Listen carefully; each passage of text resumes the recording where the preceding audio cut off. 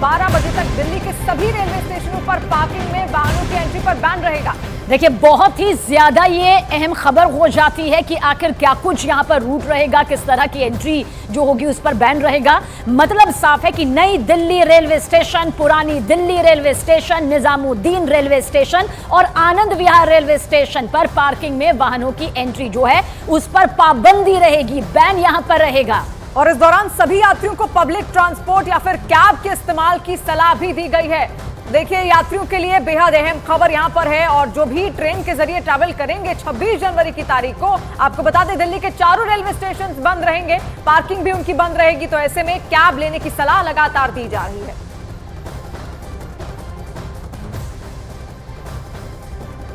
छब्बीस जनवरी के मौके पर दिल्ली पुलिस इस वक्त अलर्ट है और इस वक्त हम आपको यमुना नदी पर हो रही दिल्ली पुलिस की पेट्रोलिंग पार्टी के साथ एक पूरे रूट पर जाकर दिखाएंगे कि कैसे दिल्ली पुलिस यमुना नदी के सहारे पेट्रोलिंग कर रही है, क्योंकि दिल्ली में गणतंत्र दिवस के मौके पर सुरक्षा के चाक चौबंद इंतजाम किए जाते हैं, जिसमें दिल्ली पुलिस का सबसे बड़ा सहयोग रहता है। और आप तस्वीरों में देखेंगे ये जो पुलिसकर्मी है ये पेट्रोलिंग कर रहे हैं यमुना के ऊपर, क्योंकि यमुना के जो पूरा रूट है ये भी इनपुट मिले हैं। हर बार इनपुट मिलता है कि यमुना नदी से आतंकी जो है किसी भी गतिविधि को अंजाम देने के लिए आ सकते हैं, जिसकी वजह से कोई खतरा पैदा ना हो, इसके लिए दिल्ली पुलिस खास तौर से कई तरह के इंतजाम करती है। लेकिन अब यमुना में पेट्रोलिंग शुरू हो चुकी है। यमुना में आप देख सकते हैं पुलिसकर्मियों को जो वर्नाकुलर के जरिए दूर तक देखने वाली जो दूरबीन होती है उसके सहारे कोशिश कर रहे हैं कि अगर कोई भी ऐसा इनपुट या कोई संदिग्ध दिखाई दे तो उसके बारे में तुरंत ही जो उच्च अधिकारियों को सूचना दी जा सके। और यमुना का जो पूरा एरिया है वो काफी बड़ा है, क्योंकि बुराड़ी से होते हुए और बात की जाए तो साउथ ईस्ट डिस्ट्रिक्ट में शाहीन बाग क्रॉस कर जाता है और ये पूरा एरिया जो है कालिंदी कुंज तक दिल्ली पुलिस के पास है। और इसीलिए दिल्ली पुलिस की टीमें अलग अलग रूट पर इसी तरह से पेट्रोलिंग करती है।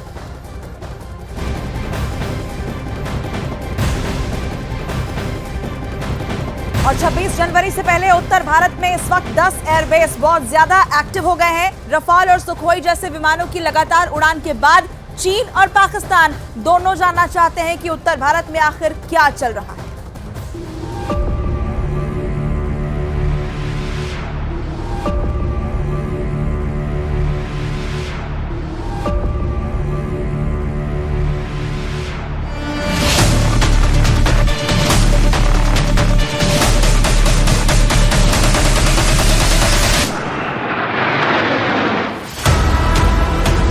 स्वतंत्र भारत में आजाद आसमान का सबसे भरोसा दिलाने वाली तस्वीर है ये।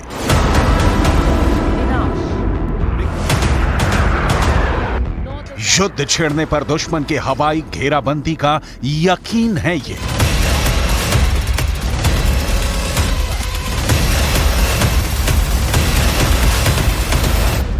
अगर जंग हुई तो दुश्मन के खेमे में हाहाकार मचाने वाली मशीन है ये।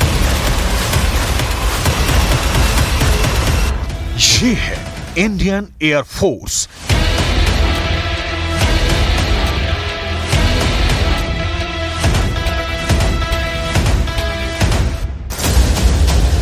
धड़कते जेट इंजन, टेक ऑफ के लिए तैयार ये वो फोर्स है जिसके उड़ान भरते ही दुश्मन के रडार एक्टिव हो जाते हैं। 26 जनवरी की परेड में फ्लाई पास्ट के दौरान वायुसेना अपना मेगा शो दिखाने जा रही है।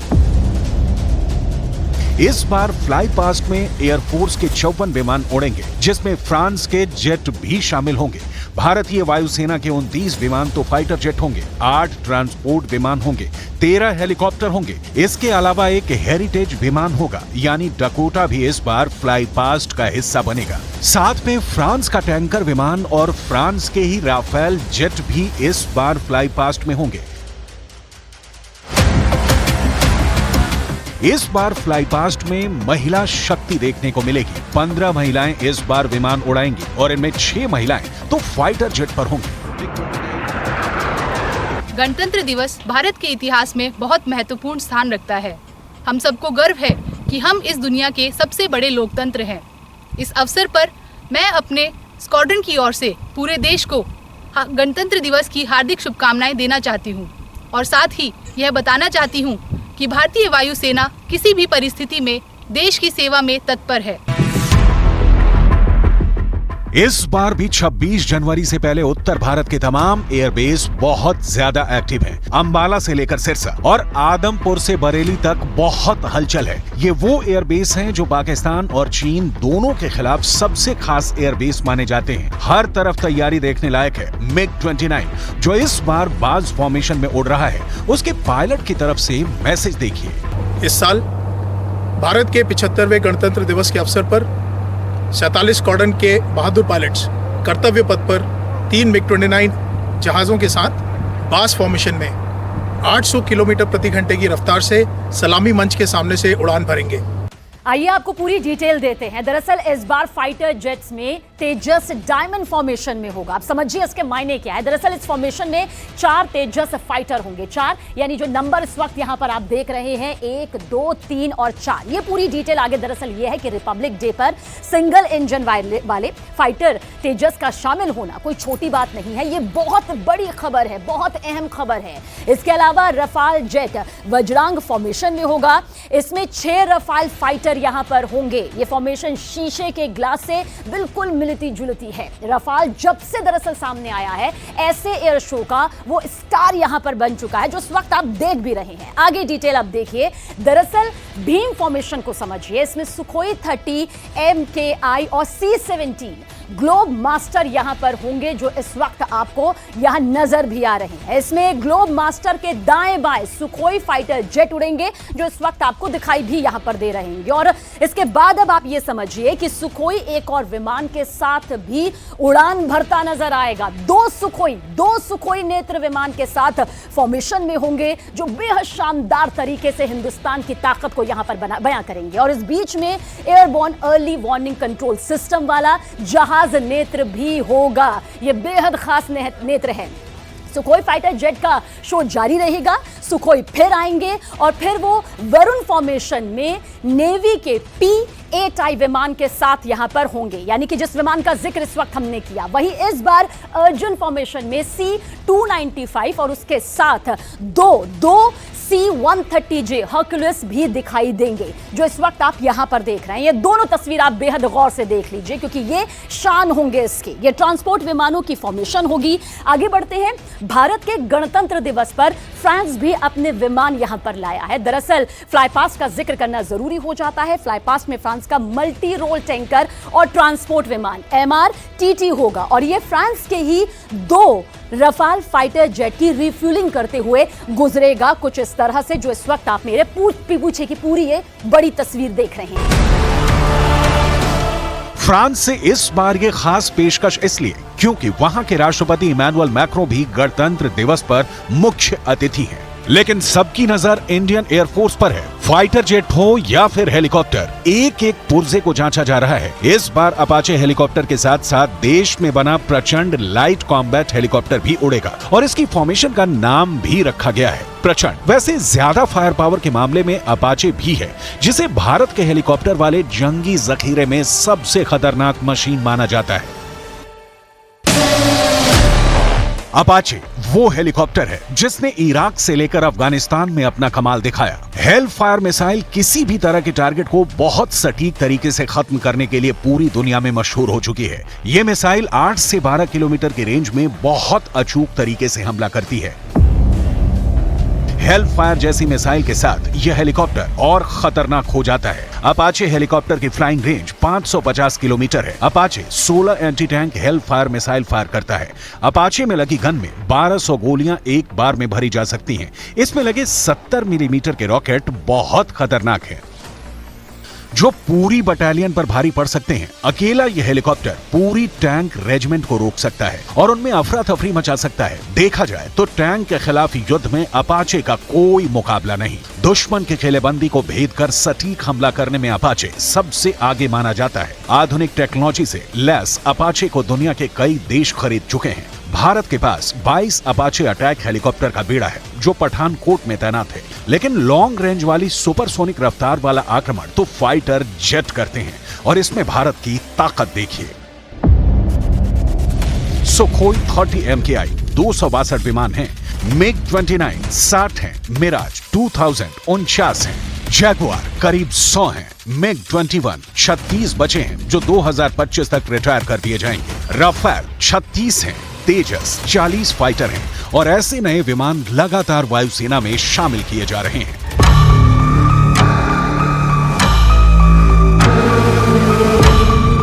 तेजस यानी चमक, ये चमक हिंदुस्तान के आसमान में ऐसी रोशनी है जिसमें भविष्य के लड़ाकू विमान तैयार करने की मजबूत बुनियाद कही जा सकती है।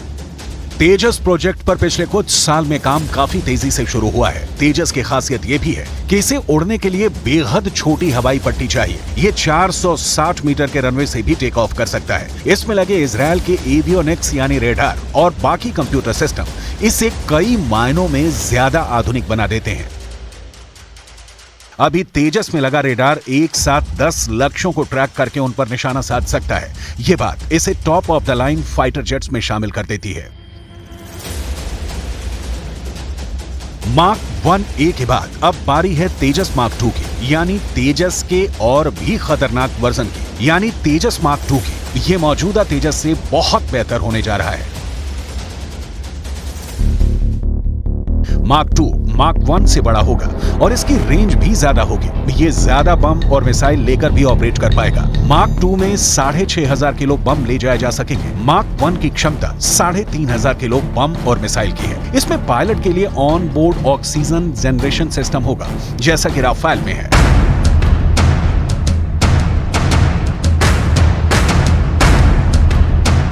अभी भारतीय वायुसेना के बेड़े में जो फाइटर जेट सबसे खास माने जाते हैं उनमें सुखोई 30 MKI, राफेल, मिराज 2000 और मिग 29 शामिल है। तेजस अब 5वां सबसे खतरनाक भारतीय फाइटर जेट बन चुका है। इसमें लगी एयर टू एयर मिसाइल इसे बियॉन्ड विजुअल रेंज यानी ऐसी दूरी पर हमला करने वाला फाइटर बनाती है जहां से दुश्मन के जहाज को एहसास भी नहीं होगा कि उसे टारगेट बनाया जा चुका है। मेरा नाम ग्रुप कैप्टन दिनेश धनखड़ है और मैं भारतीय वायुसेना के नंबर 18 स्क्वाड्रन का कमान अधिकारी हूँ। दिन हमारे संविधान का स्थापना दिवस है और आज यहाँ कर्तव्य पथ पर होना और 75वें गणतंत्र दिवस समारोह का हिस्सा बनना मेरे लिए बहुत गर्व का क्षण है। जैगुआर से लेकर मिग 29 और सुखोई से लेकर देश में बने फाइटर तेजस तक ये विमान जब आसमान में होते हैं तो आसमानी सरहद को लेकर भरोसा दोगुना हो जाता है। लेकिन हमेशा की तरह इस बार भी सबसे ज्यादा बात राफेल को लेकर हो रही है, क्योंकि जब राफेल उड़ता है तो पाकिस्तान और चीन अलर्ट हो जाते हैं। राफेल के 2 बेस पूरे दक्षिण एशिया में चर्चा में रहते हैं।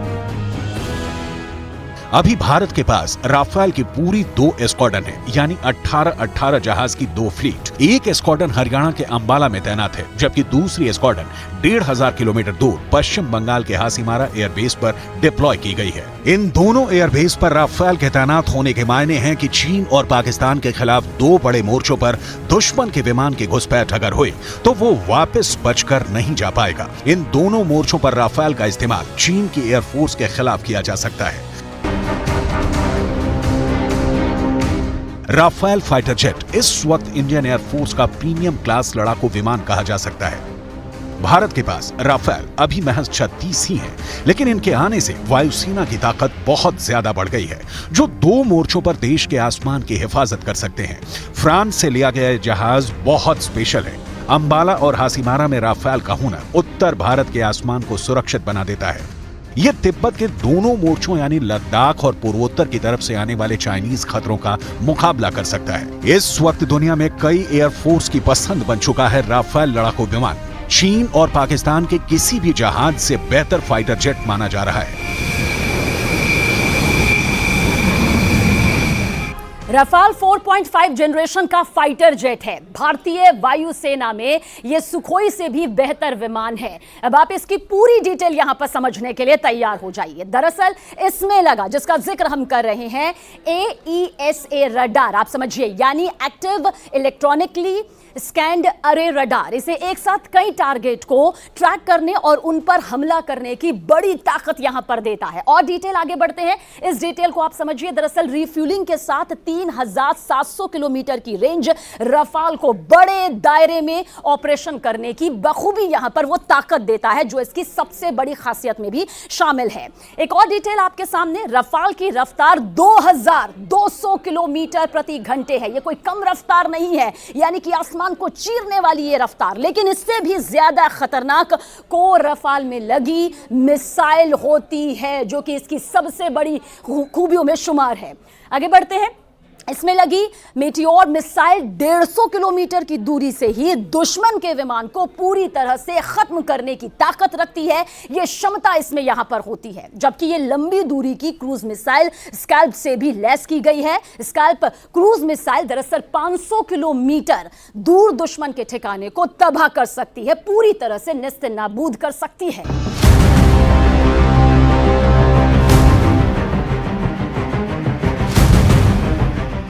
और अब तो नौसेना के नए विमान वाहक कैरियर INS विक्रांत के लिए भी राफेल लेने की पूरी तैयारी है।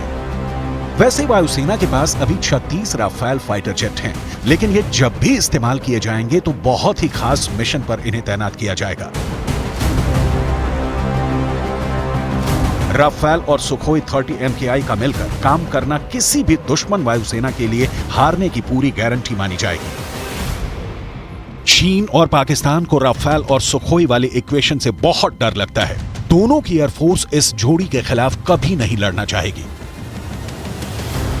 दोनों जहाज ऐसे रेडार और सेंसर से लैस हैं, जिनका इस्तेमाल अगर साथ में किया गया तो चीन के फाइटर जेट पूरी तरह से एक्सपोज हो जाएंगे। सुखोई इस बार बहुत सी फॉर्मेशन में शामिल है और इसकी बड़ी वजह है वायुसेना में सुखोई का दर्जा।